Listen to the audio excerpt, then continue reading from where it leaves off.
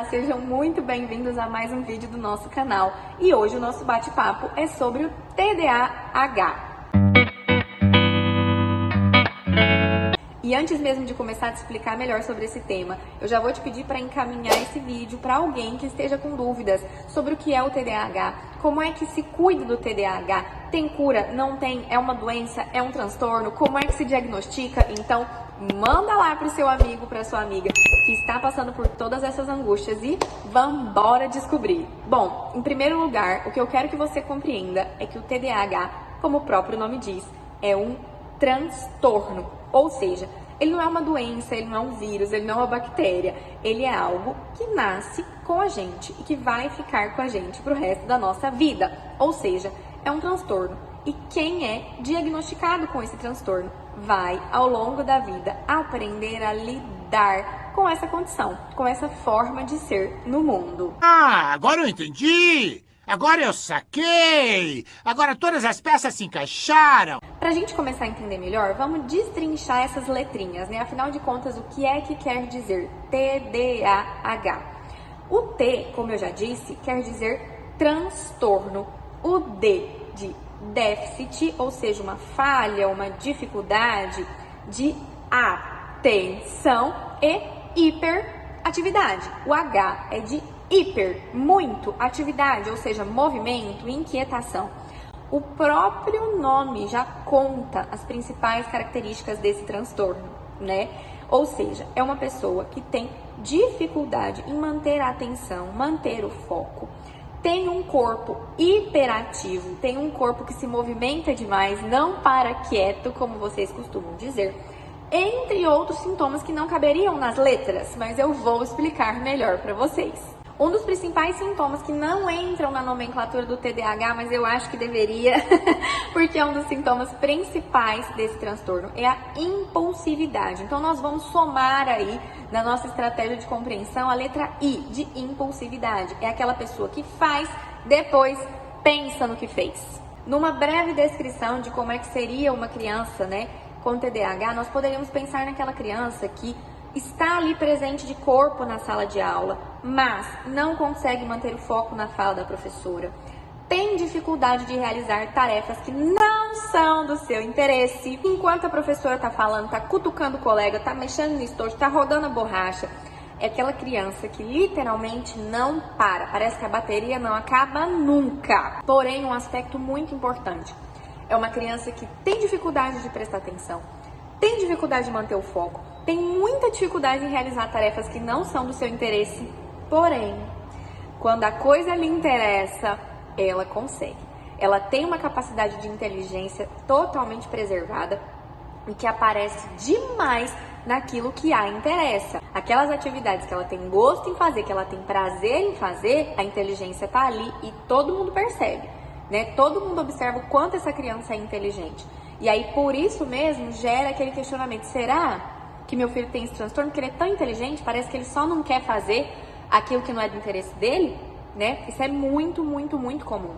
Ou seja, o TDAH, ele não influencia na capacidade intelectual da pessoa. Ela vai trazer dificuldades acadêmicas devido à dificuldade de concentração e foco, ok? E a outra característica importante, né, que eu já sinalizei para vocês, que é a impulsividade. Então, é aquela criança inquieta, que tem dificuldade de manter o foco e a atenção, que tem uma inteligência preservada, que não para, tá ali a 220 por hora e que, vez ou outra, arruma uma confusão devido à impulsividade. Então, vamos imaginar a seguinte cena. Uma criança fez para essa outra criança algo que ela não queria e ela bateu, ou então ela respondeu à professora, e aí passaram-se alguns minutos, essa criança se arrependeu, porque depois que ela fez, ela parou para pensar no que fez. Essa é a descrição da impulsividade. Já conseguiu localizar aí, na sua memória, na sua vivência, alguma criança que tenha esses sintomas?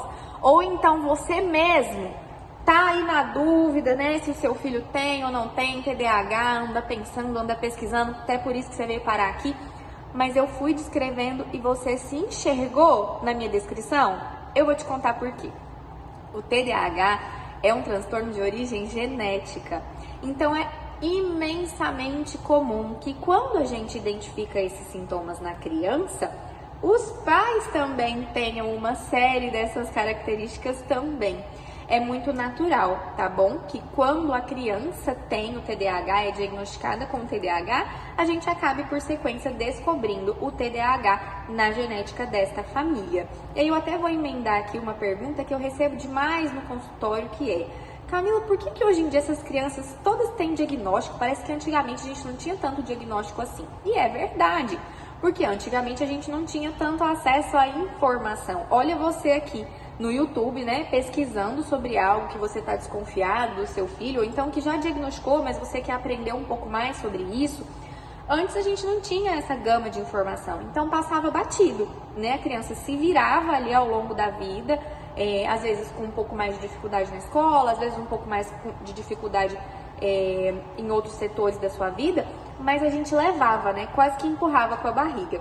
E hoje, que bom que nós temos todo esse acesso à informação para entender o que se passa com as nossas crianças e poder oferecer a elas o melhor caminho possível, o melhor tratamento possível. E falando em caminho, falando em tratamento, nós já vamos emendar aqui como é que, afinal de contas, a gente cuida de alguém com TDAH.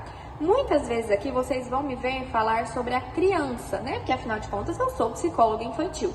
Mas a gente precisa lembrar que a pessoa que tem TDAH também cresce. Nós temos muitos adultos que após a vida adulta, né, descobriram o transtorno, ou então que já foram crianças um dia, foram diagnosticados lá atrás e hoje são adultos e lidam com isso. Porém, o caminho de diagnóstico e cuidado é o mesmo. Vamos do começo. Como é que a gente, afinal de contas, diagnostica o TDAH? O diagnóstico ele pode ser feito a partir dos 7 anos de idade. A partir dos 7, a gente fecha o diagnóstico. Ah, mas então eu não posso pesquisar sobre isso antes dos 7 anos? Pode sim. A gente vai ter um pré-diagnóstico, a gente vai ter uma pré-concepção. Isso acontece porque antes dos 7 anos, o cérebro da criança não está completamente formado.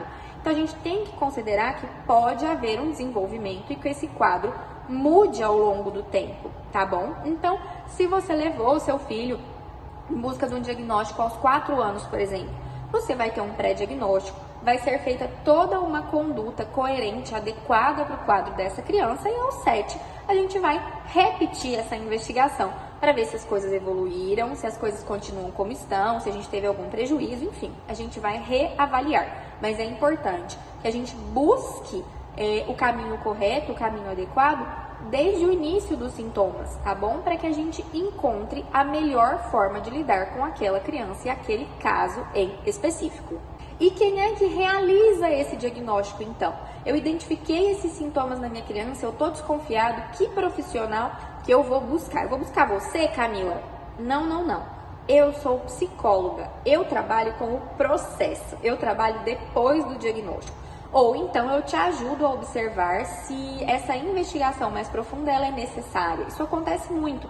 Alguns pais trazem os filhos aqui para o consultório para a gente fazer um período, né, de acompanhamento, para que eu possa dizer, olha, realmente tá preocupante, tem alguma coisa aqui que não tá, né, dentro do esperado, vamos investigar. Ou então não, é só uma criança mesmo que está passando por algo contextual e apresentou alguns sintomas que se confundiram aí, mas não tem necessidade de submeter a teste. Enfim, eu te ajudo nessa parte, no pós ou no pré. Mas quem faz o diagnóstico de fato é o neuropsicólogo, o neuropediatra ou o psiquiatra infantil, tá? O psiquiatra infantil e o neuropediatra fazem o diagnóstico no consultório, a partir do relato do paciente ou da família e da observação. Ou seja, ele vai fazer uma longa, uma extensa entrevista sobre o desenvolvimento, sobre os sintomas, as características, vai observar esse paciente ou esse pacientinho e aí ele vai chegar nessa conclusão de um diagnóstico ou não. Já o neuropsicólogo trabalha com os testes neuropsicológicos, então essa pessoa vai ser submetida a uma bateria de testes para ser avaliada de acordo com as regras, tá, pessoal? Então não é qualquer pessoa que pode aplicar esse teste. Tem que ser neuropsicólogo, que tem todas as condições, tem todas as ferramentas necessárias para avaliar e aí sim chegar a uma conclusão. Bom, tivemos um diagnóstico, chegamos à conclusão de que essa criança, esse adolescente ou adulto tem TDAH. Afinal de contas, o que fazer? É claro que a gente precisa considerar que cada caso é um caso. Vão haver demandas em que a medicação é necessária, vão haver demandas em que a medicação não é necessária, vão haver demandas que a criança vai precisar de fono, de TO, de psicopedagoga, outros vão precisar só da terapia e outros da medicação e da terapia. Então, as combinações de prognósticos, de tratamentos, vão depender da análise de cada caso em particular. Mas eu vou contar para vocês quais são os processos mais comuns. A psicoterapia, ela é fundamental em todos os casos. Por quê? Porque eu tô puxando a sardinha pro meu lado? Não. Porque é na psicoterapia que essa criança, ou seja, esse indivíduo, vai entender como é que ele funciona. Ele vai compreender por que para ele é tão difícil se concentrar em atividades que não são do seu interesse. Quais são as ferramentas que ele pode usar para conseguir manter um tempo maior de foco e atenção? Como é que ele vai usar estratégias para estudar? Como é que ele vai gastar energia enquanto estuda? Ele vai estudar na bola de pilates? Ele vai estudar no balanço? Ele vai estudar na rede? Ele vai estudar 5 minutos e andar pela casa 5 minutos? Gente, são infinitas as possibilidades. E para esse indivíduo chegar nessa conclusão, ele precisa da psicoterapia para compreender como ele funciona e como é que as coisas vão funcionar para ele em particular. Partindo disso, como eu disse, alguns casos serão necessários o uso de medicação. Quais são as medicações mais comuns para o TDAH? A Ritalina, o Concerta, o Venvance, são os nomes mais comuns aí que vocês já devem até ter ouvido falar no tratamento do TDAH, mas como eu disse, não são todos os casos que precisam da medicação. E os casos que precisam têm um benefício muito grande. Quem receita é o psiquiatra infantil ou o neuropediatra. Não é o psicólogo e não é por conta, tá bom? Não é a gente que decide, é o médico que está acompanhando o caso dessa criança. E outros tipos de terapia também podem se fazer necessários, como fono, TO, um esporte pode entrar como algo terapêutico para essa criança. Pode ser que essa criança precise de um reforço escolar ou de uma psicopedagoga. Outros profissionais vão entrar como terapias complementares para que esse trabalho em conjunto promova para essa criança um bem-estar muito maior, uma compreensão de si, forneça para ela as ferramentas necessárias para que ela possa encontrar o seu caminho, como é que ela vai funcionar dentro das suas condições. Como eu sempre gosto de frisar, não sei se você chegou aqui através das minhas outras redes sociais, até vou deixar o link aqui embaixo para vocês acessarem. É uma frase que eu costumo dizer muito, né? O diagnóstico, ele não é o fim do caminho. Ele não é uma sentença. O diagnóstico é só o começo. Ele é o início de uma caminhada mais certeira, mais assertiva, de uma caminhada mais coerente com as necessidades daquela criança. O diagnóstico é o que vai nos dizer, olha, essa criança tem essa necessidade, essa potencialidade, essa dificuldade, e é a partir disso que nós vamos trabalhar. Então, o diagnóstico, ele é um norteador, ele é uma porta de entrada para uma vida mais saudável, para uma vida com mais acertos, tá bom? Porque quem tem casos, né, de crianças que ainda não foram diagnosticadas ou que acabaram de ser diagnosticadas, sempre tem essa sensação de estar dando murro em ponta de faca. Tá tentando e não acerta. O diagnóstico é exatamente para isso, é para nos guiar para um caminho assertivo, para que essa criança tenha uma vida mais saudável, de forma mais simplificada. E esse é o nosso trabalho. O trabalho dos profissionais que trabalham com o TDAH é simplificar a vida dessa criança, é fornecer ferramentas para que ela alcance o máximo das suas potencialidades. Então, para a gente fechar resumidamente o nosso papo sobre o TDAH, é importante lembrar que esses sintomas podem aparecer a partir dos 3 aninhos de idade. Quanto antes investigado, melhor. Procurem profissionais de confiança, profissionais de referência, para que vocês não precisem pular de profissional para profissional. Busquem diagnósticos coerentes. Busquem pessoas dispostas a caminhar junto com vocês, que deem ferramentas, que deem subsídio, que estejam juntos para caminhar em busca de um bem-estar, não só da criança, mas de toda a família. Lembrem-se sempre que o diagnóstico é uma porta de entrada, o diagnóstico é o começo para uma vida mais saudável.